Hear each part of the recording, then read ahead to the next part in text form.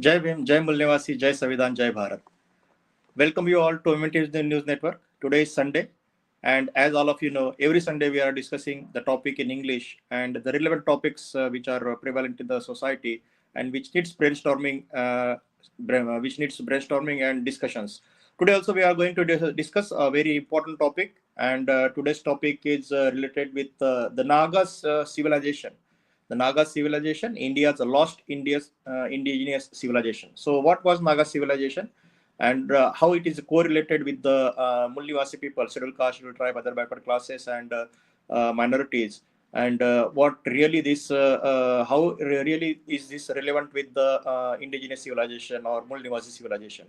And today we had with us Mulnivasi Mangesh Dahiwale, who is Ambedkarite Buddhist and writer and activist, and is writing various articles in various social media. So today, without wasting time, let me welcome Mulnivasi Mangesh Dahiwale, sir.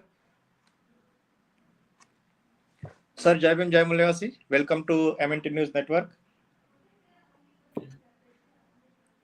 Jai Bhim, Jai Mulnivasi, Ashish Bhau, thank you so much for having me. Yeah. So today, basically, what we had heard in one of the speech of Dr. Ambedkar about Nagas, and specifically why he chose Nagpur as a religious conversion place. So that was the where we had this particular terminologies with respect to Nagas and all. So that is only thing which normally our viewers knows.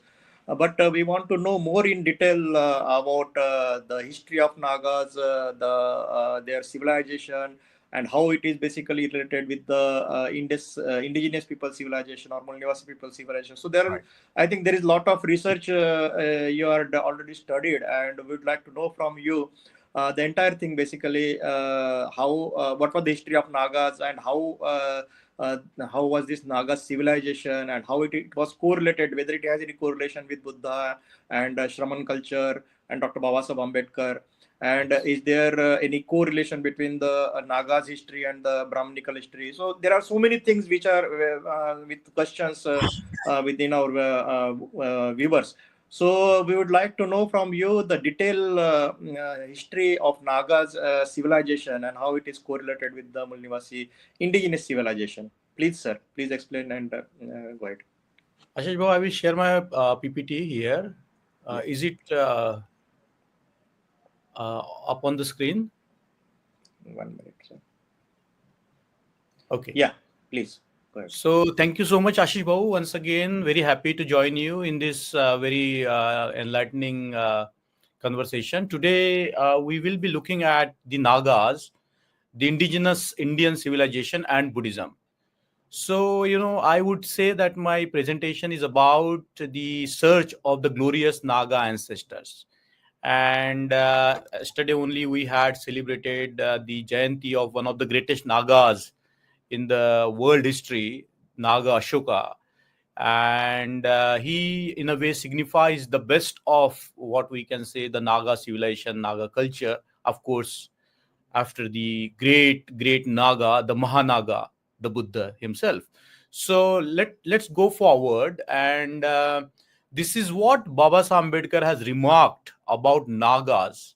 He said that Nagas was a racial and cultural name, and Dravida was their linguistic name.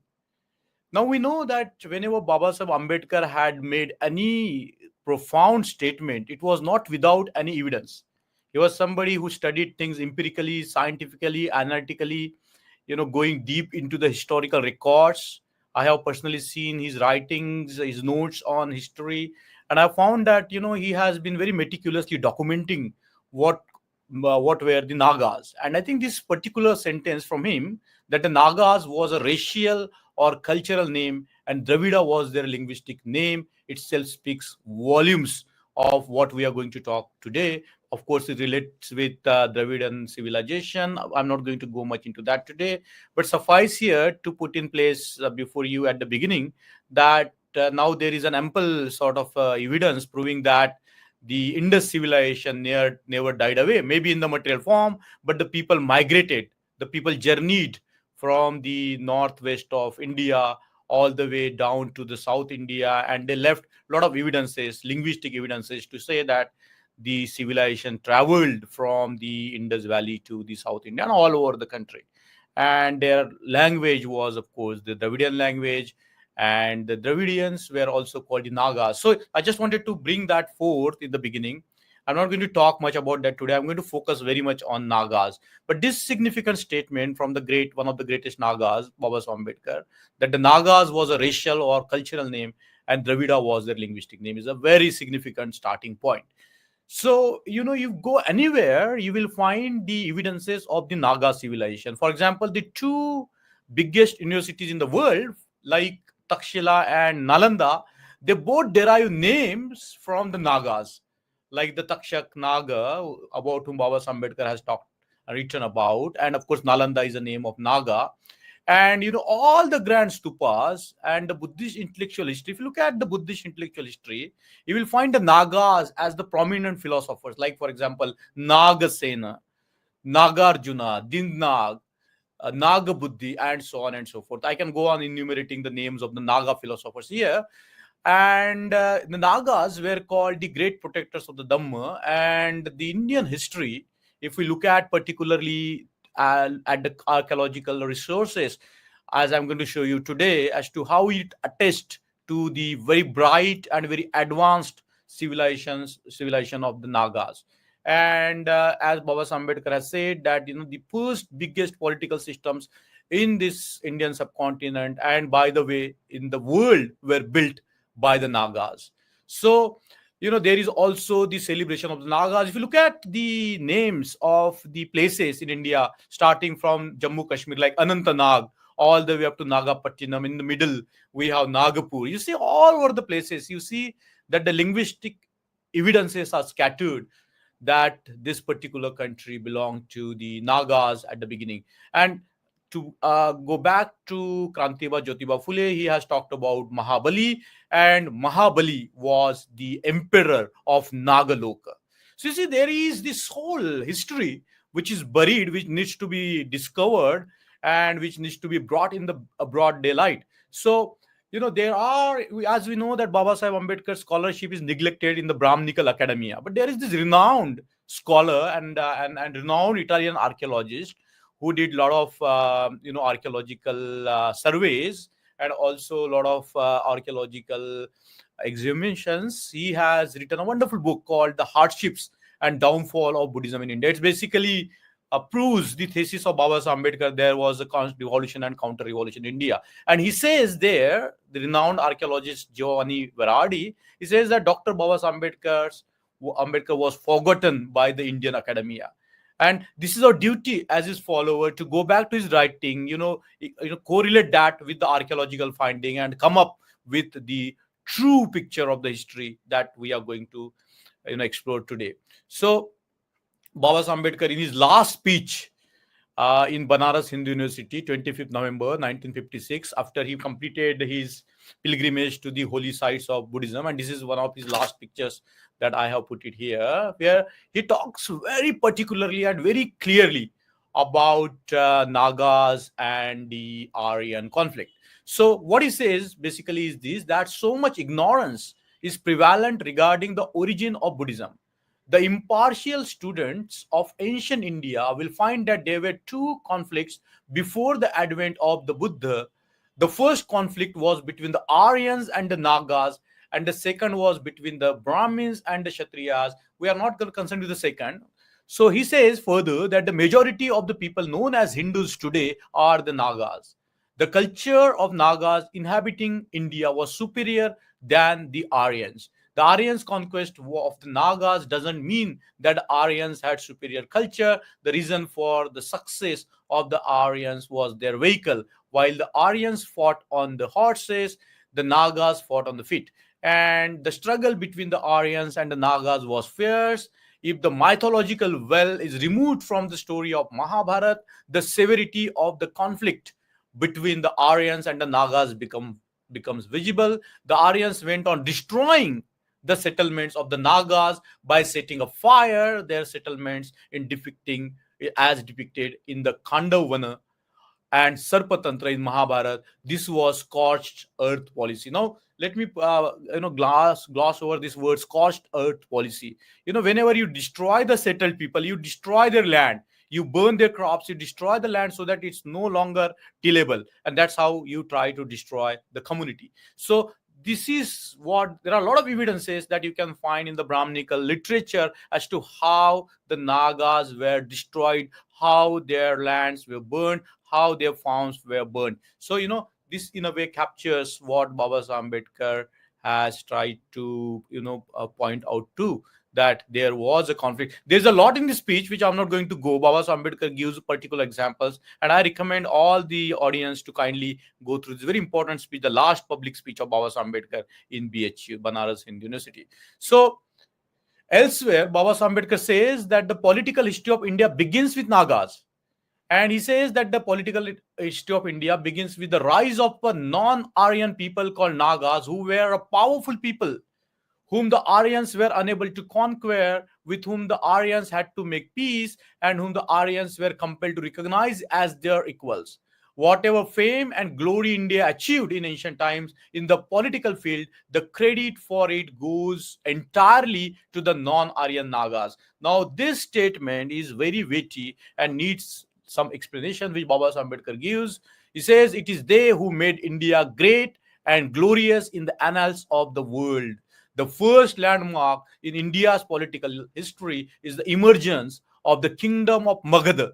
Now, Magadha was the center of the world of the time. It was the most important kingdom in the world at the time, where the Buddha, preached all his life. In the year 642 BC, the founder of this kingdom of Magadha is known by the name of Shishunag and belonged to the non-Aryan race of Nagas. From the small beginning made by Sisunag, this kingdom of Magadha grew in its extent under the capable rulers of the Sisunag dynasty. And Baba Ambedkar shows that even the Mauryan Empire was the Naga Empire. He talks about Chandragupta Maurya having the Naga bloodline. So I think this is a very significant. It opens a very new chapter in the history of India.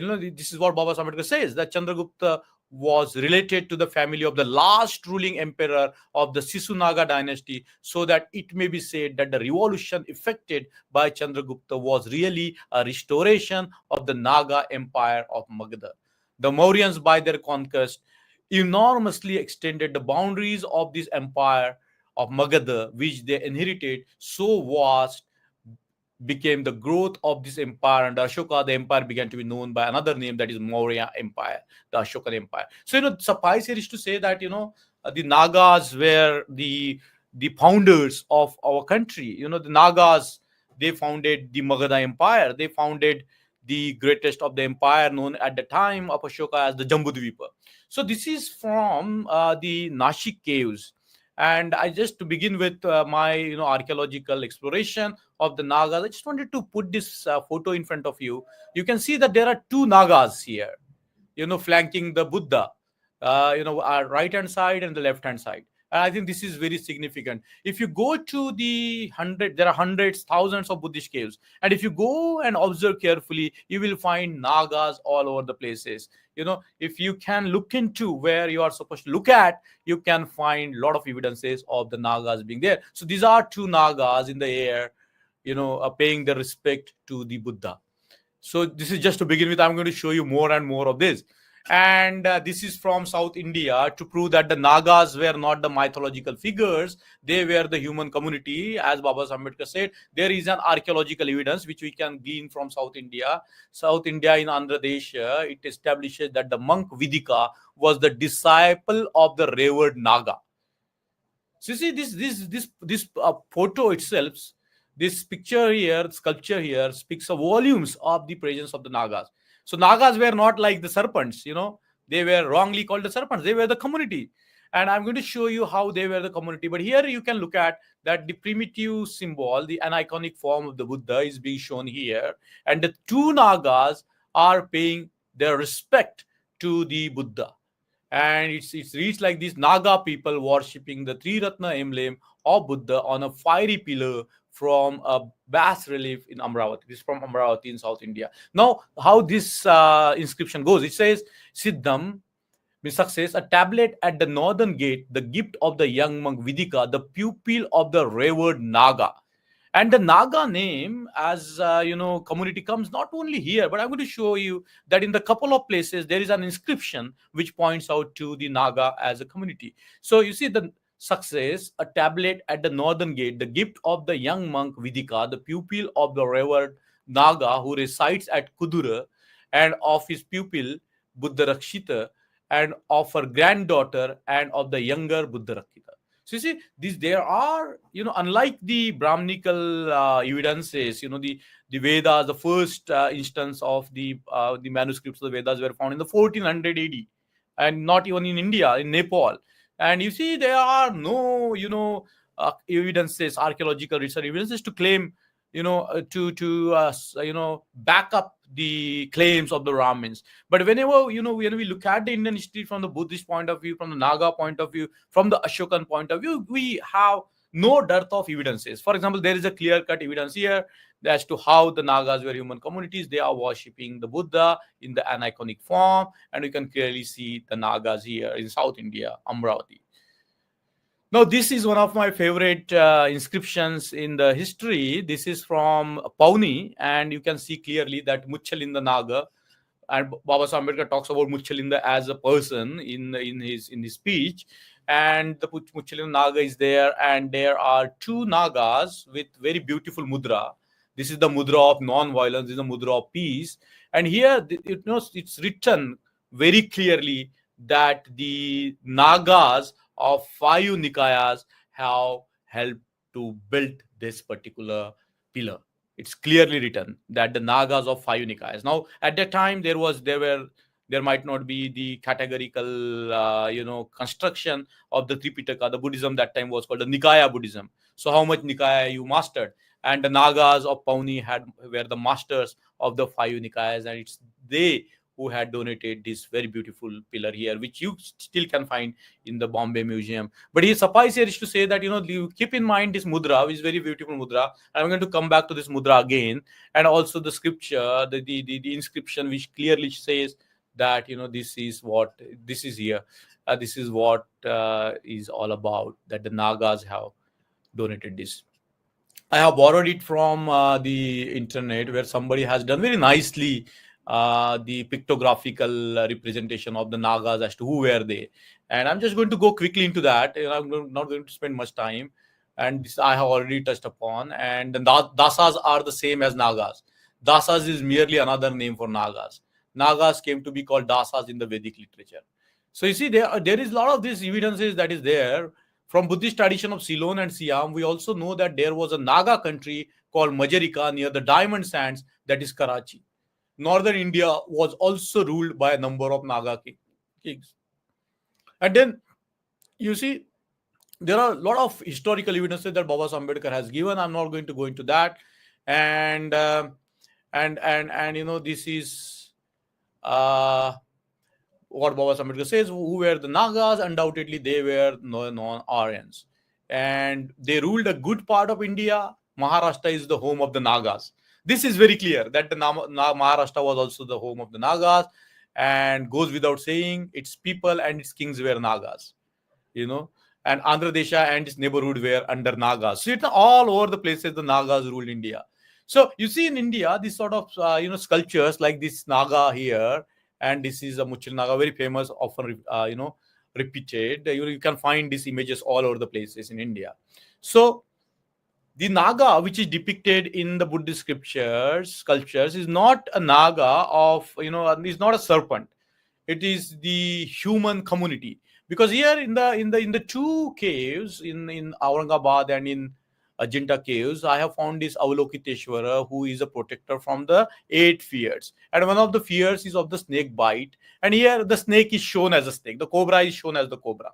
Isn't it? If they had to show the cobra, as a serpent, they would just show like they have done it here. So wherever you find the Naga with human, it's not some kind of hybrid, between the Naga and the human being. It represents the sort of, the status, the indigenous nature of the Nagas. And it's said about the snakes that they never leave their territory. They protect their territories. That is the myth.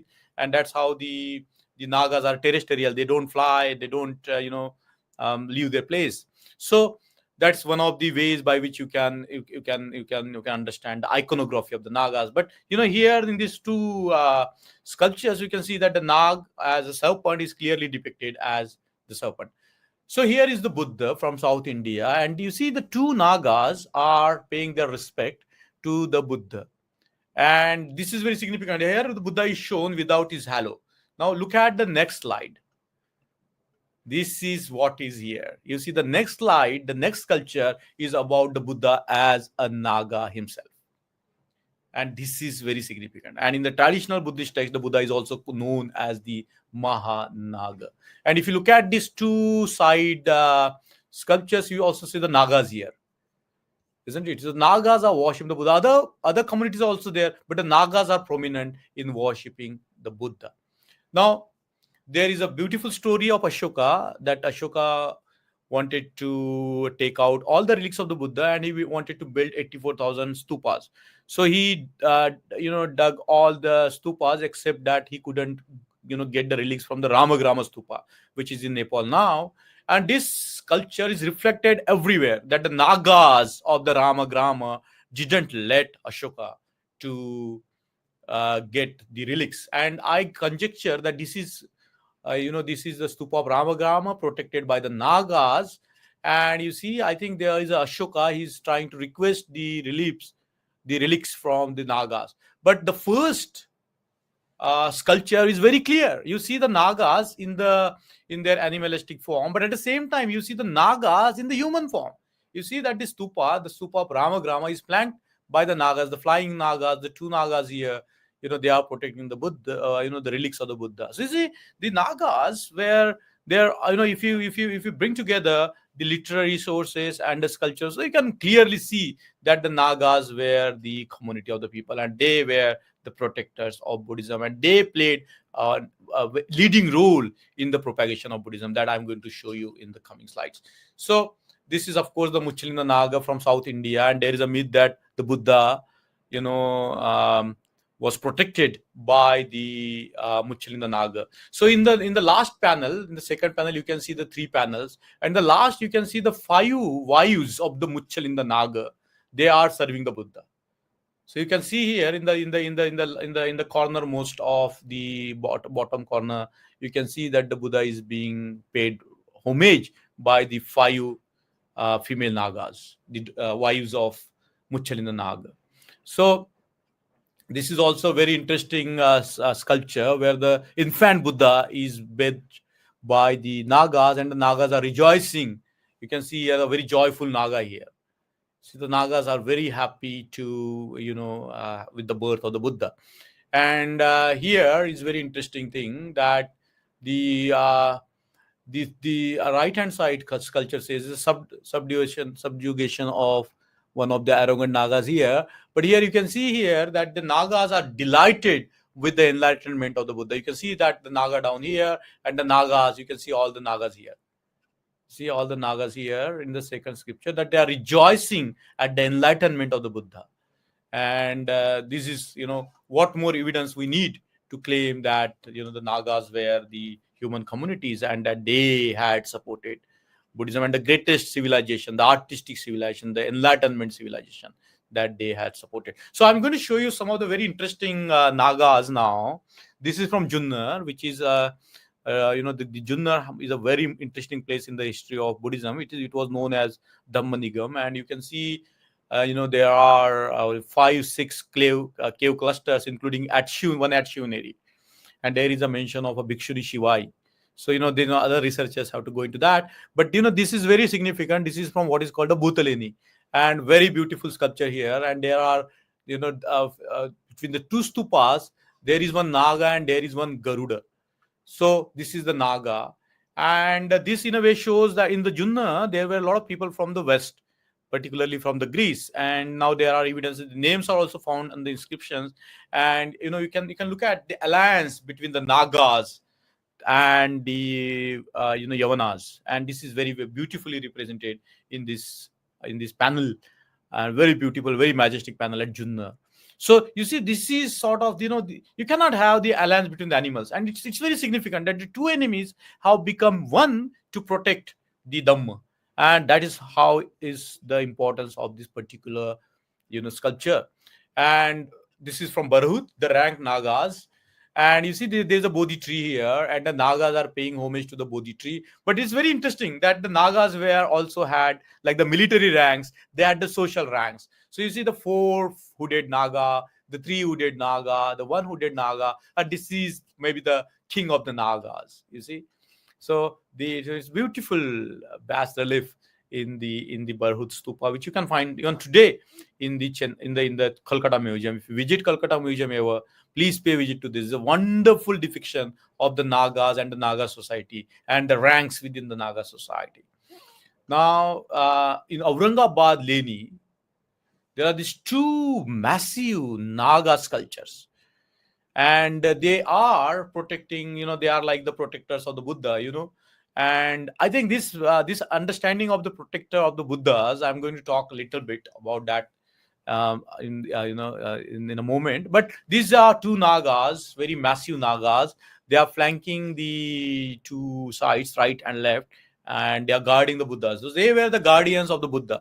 And Aurangabad Lini, one of the very interesting cave clusters in the city of Aurangabad itself, has these beautiful images, and you can see very clearly that they are not the serpents as they were told. They are the human representatives.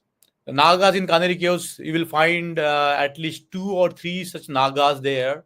And this is a very beautiful panel which you can find everywhere from Ajanta to Ellora, that two Nagas are supporting the Buddha. They are holding the lotus on which the Buddha is sat. You see, we are going to find it out everywhere. And then Nagas in Ajanta, there are beautiful Nagas in Ajanta. The Nagas provided the patronage for the Ajanta. The very center of the Ajanta caves is a Naga king. He's sitting there very majestically. And this is another Naga that you can find in the Ajanta caves. Now, this is a very beautiful journey into the artistic history of the Nagas. If you look at here in the topmost picture, you can see the Naga here wearing a black apparel and wearing a blue apparel. The blue apparel comes from Persia. It's a Persian blue that they imported from Persia. And also here you can see the repetition of the same sort of a panel idea, that the two Nagas are upholding the Buddha. And here also you can see so many Nagas in Ajanta caves. But here is a wonderful, beautiful painting of the Naga. Thanks to my friend Sandeep Badole, who took the effort to take it. And you can see here that there is a female Naga and a male Naga, and you can see clearly the hood of the Nagas here. You can see here clearly. This is from the famous paintings of Ajanta, one of the famous paintings of Ajanta that you can see, but you cannot see today unless you have a good camera. But this is sort of evidence of the Nagas. You can see here another Naga here in this panel. Also, there is a Naga. There is also Naga here, and these are the Nagas of Ajanta. You can see them very clearly here. And this is what I found in the Chennai museum, and it was discovered. It was found in Ajanta caves, and it was later given to the Chennai museum. And you can see that there is a clear-cut evidence of the Naga being the human being. And Nagas in Karlini, one of the very very famous of the caves. And you can see here very beautiful representation of the Nagas. Two Nagas here are supporting the Buddha, upholding the Buddha. And here the two Nagas in the second with the elephants, the two Nagas are offering to the stupa. They are rendering the offering to the stupa. And this is a very beautiful representation. This is also found in the Karle caves and also in the Bombay caves. Nagas in Ellora caves, you can see that this panel is repeated. The Nagas are upholding the Buddha. And Nagas in Sanchi is all about the Nagas. There is a very famous archaeologist, Julia Shaw, and she has shown that the Nagas are everywhere. The Naga sculptures are everywhere. They call them Balarama. Now, where the word comes Balarama, we don't know. But there is no such thing as there are a lot of representatives of the Nagas in Sanchi. This is a Naga from the Sanchi area. Now, there is an entire Buddhist cave cluster in South India near Vijayawada, the place known as Guntupalli. In the ancient time, it was called the Mahanaga Parvat. It was not an ordinary Parvat, it was the Mahanaga Parvat, where the great teacher Naga lived, and he wrote the books on logic there. And this is this is the Mahanaga Parvat. And this is the inscription from the Mahanaga Parvat. And there was a tablet found here which specifies the name of this mountain. Very beautiful pictures, hills of South India, where you can find many caves and many stupas. And in one of the plates found there, it was written that the name of this place was Mahanaga Parvat. Then there are other places in South India, like there is a place which is filled with artistic creativity, Fanigiri. It's called Fanigiri. Fani means, of course, the hood of the Nagas. So you see, this is a very interesting sort of evidence. This is Naga from Nagapattinam. You see the two Nagas there. They are the supporters of the Buddha. They are guarding the Buddha. They are the upholders of Buddhism. And also you can see here that the King Harsha wrote a drama called the Nagananda, the Joy of the Nagas, and which was surely performed at the time. So why I'm bringing these all things together in order to show that the Nagas were not the mythological beings. They were not some kind of the imaginary beings. There are the evidences. Their names are inscribed on the caves. Their sculptures are there. They are painted in the Ajanta caves, I'm sure elsewhere. And we cannot deny the historicity of that. So this is very significant because, to put the presentation in the context, yesterday only when we were in the Nagpur city, we came across this banner which says that Rama Rajya Aaya Hai. The kingdom of Rama has arrived. And, there's a clear, blatant arrogance which is in the play today. But the founder of this, the ideologue of this Rama Rajya, or the concept of Hindutva, was Savarkar.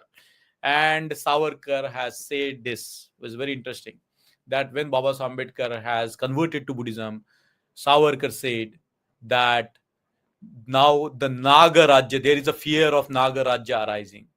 And as Baba Ambedkar said, that the Nagas were the majority of the public in this country. And even people are not did not know their history today. One day when they will be awakened to their history, that they were the glorious founders of this country. They were the people who gave the art, culture, commerce to this country. And this is who they made this country the greatest of the country at the time. They were the Nagas. And the rise of the Nagas in the modern times struck fear in the heart of the followers of the Rama Rajya.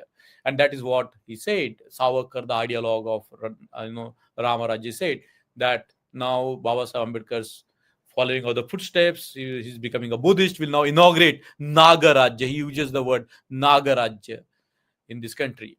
So you see, the Nagas are very interesting people, and they have a very glorious history. They have the history that can be termed, they had that civilization that can be termed as one of the glorious civilizations in the world, as I have just shown you based on their arts. And but the Nagas have been traditionally peace-loving people. They, one of the etymological meanings the people talk about is the Naga is about na aga. They don't have fire. It means their fire of hatred, their fire of anger, their fire of greed has extinguished. Now, na-aga is a beautiful word which also indicates in a way the Buddha, because the Buddha is without fire. That doesn't mean that the Buddha is not active in the world. He is very much active in the world, but he is not violent. He is, like Baba Ambedkar was, very peace-loving man, but making a big difference in the world through their enlightened action, through their compassion. And I'm going to show you something that as we know about Bhima Koregaon, the names of the people who died in the Battle of Bhima Koregaon, particularly from the Mahar background, their names are suffixed with Nag. Now we know that the hero of Bhima Koregaon battle was Siddhanag.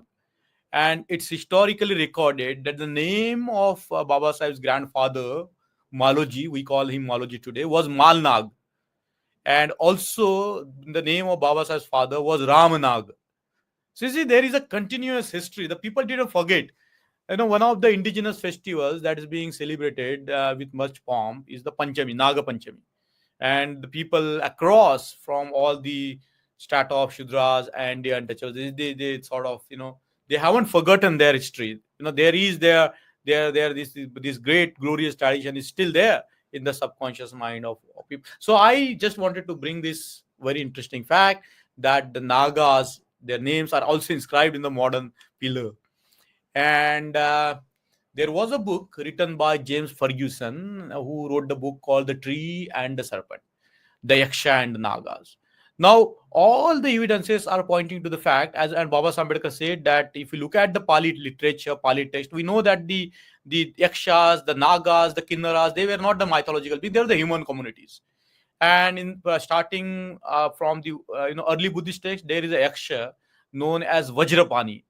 And Vajrapani, if you look at the Buddhist scriptures, from the even from the Pali to Sanskrit to the Tibetan tradition, is the protector of the Buddha. He's depicted often, even in the Ajanta caves. He's depicted there. Vajrapani, he is the representative of the Yaksha, and there is they called serpent, but it's a Naga. Then James Ferguson has written a book called The Tree and Serpent, and this cover page is from a book of which includes the sculptures of the tree, means the Yakshas and the Nagas, and it was inaugurated in the last year in New York, and it includes all the sculptures related to Naga and the tree, the Bodhi tree. And you can see here the Bodhi tree here, and there is a Naga, and there are the feet of the Buddha Pada, and there is an empty throne where the Buddha is supposed to be sitting.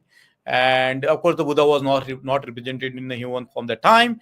So see, look at the irony of this, that this exhibition was inaugurated by the hands of Nita Ambani, and who recited, she said that she comes from the land of the Buddha.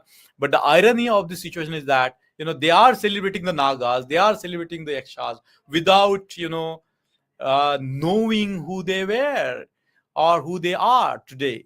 So this is a very significant sort of a development. You can see that you can clear, as I have shown you, that you can very clearly see that the Nagas were the glorious community. They had this very wonderful sort of a culture, glorious culture, sculpture. There is an evidence, there are inscriptions, there are these cultural evidences, and they are even celebrated today, but in a form that is very misleading. So I would come back to the end of my presentation, but before I do that, I just wanted to conjure something, because I think this is very significant. And as I've shown you that in the Pauni, this is from Pauni, there is an earlier depiction of the Naga who has donated this particular sculpture. And you see the mudra here is a peace-loving mudra. This is called the peace-loving mudra. And this is same found in the Ellora caves. And it's on the right-hand side. And on the left-hand side, we have always seen Vajrapani. Everywhere you go, in Ajanta caves you go, you will see Vajra. Beautiful depiction of Vajrapani. Any cave you go, you will find that the gradual development of a protector of Buddhism, Vajrapani and Padmapani. And in place of Padmapani, now there is this very continuous evolution in the form of Avalokiteshvara. So this is Avalokiteshvara. This is a mythological this thing depiction of Avalokiteshvara, and is the earliest one. Is a very much a popular Buddhist deity symbol throughout the world, and this is very significant. I think this point out to the Nagas as a very peaceful, very compassionate people. And they of course didn't like the conflicts in the world. They inherited the greatest civilization of the world, the Indus Valley civilization. As we know today, that the Indus Valley civilization was the totally democratic civilization. No large big buildings were found there, no arms and arsenals were found there, and it continued throughout the history that the Buddhists had this very, very interesting republics throughout the world. And because you look at this, that this is what we need today. We have to bring forth the spirit of the Nagas. So in some of the scriptures, the Naga is represented as a community of the people who are working towards a common goal. And I think this is what we are missing today in our communities. We have to go back to the spirit of the Nagas. We have to be awakened to our history as to who we were. We were the people who has civilized the world. We were the people who has given the best to the world. We have sacrificed so much to bring the Buddhism back, to bring the glory of humanity back. And I think this is what we need to do today. And with this, I am going to end my presentation. And I think I think that I am just scratching the surface. There is so much that we need to understand there is so much that we how to research into. But whatever I have presented to you is, suffice to say, is very conclusive sort of evidence to prove that we have a very glorious past. We were not subjugated at one stroke. The battle continued even today till the battle of Bhima Koregaon, which was in a way the battle for dignity. So at this stage in the history, we have to understand who we were, and what we were, and what kind of a culture we inherited, how we civilized the world, how we gave the best to the world in the form of our greatest symbol, the Mahanaga Buddha, and what Baba Ambedkar did as one of the greatest Nagas. So thank you so much. I will end my presentation here. Any questions, I'm happy to welcome. Yeah, thank you very much, Mangesh, for presenting the glorious history of Nagas and Naga civilization, and how it is correlated with the indigenous civilization or Mulnima civilization. Definitely, as you said, this is a touch-based, and a lot of more research is needed in this particular area and in this particular topic. And definitely, many things can be done. So, to conclude, we would like to know from you your message to our viewers, what they should do, or what are your expectations in the coming days from our people, particularly the professional class, the brainstormer class, who needs to dig out their own glorious history. So, what you would like to appeal to our viewers? As Baba Ambedkar said, that those who forget history cannot create the history, isn't it? And the history plays very important role in our identity. The identity that has been enforced on us as the untouchables is not our identity. It is that is how they have tried to define us. But we are not they. We are not who they try to define us as. We are, we know from today's presentation, or even if we have a cursory look at the Indian history, we know that who were the people who built the empires, who were the people who built the best political systems, who were the people who gave the world the best art. There cannot be anything like that in the world, like Ajanta paintings. Correct. You cannot think of that. You can, in the world, throughout the world, you cannot have it. You cannot have the more peaceful civilization, as now we know, that was present in the Indus Valley civilization, and it's the way it journeyed throughout the India, and the Magadhan Empire, and all the way to the South India. So there is invasion of our history by the Brahminical forces, and it's all mythological. Well, as Baba Ambedkar says, all fog. There is no reality. There is all continuous creation of the myths, and we see that those myths are very rampant today. And it's our duty to study. It's our duty to go back to our resources. It's our duty to visit the caves. They are the physical evidences. Nobody can tamper them now. And there are many tools by which you can interpret the images, the iconography. And you can clearly see by triangulating the literary text, by looking at the archaeological evidences, by using a little bit of your mind. You can find out what might be the possible reality of this country. And the Nagas, you cannot just have the name like Ramanag or Malnag or Siddhanag. You cannot just have that. The surnames have come after the British have come. There were no system of surname. They had these very beautiful small names, and they were suffixed by the word Nag. So I think there is a linguistic analysis. If we do this Vasuki, Shishunag, Sheshnag, why they are all subdued by the Brahminical gods? Why Takshak is destroyed? So you see all these things in the if you I would say, if you deconstruct these sort of mythologies, you can see in a clear light what's happening, isn't it? And then you back it by the very concrete evidences from the archaeology, particularly from the Buddhist archaeology. So I think it's not one man's job. There is a lot from Nagapattinam to Anantnag, and from Kaneri caves to all the way up to everywhere. There are the Nagas everywhere, and I reckon that we are the majority of the Indians, particularly the scheduled caste, scheduled tribes, and the OBCs. They are the Naga people.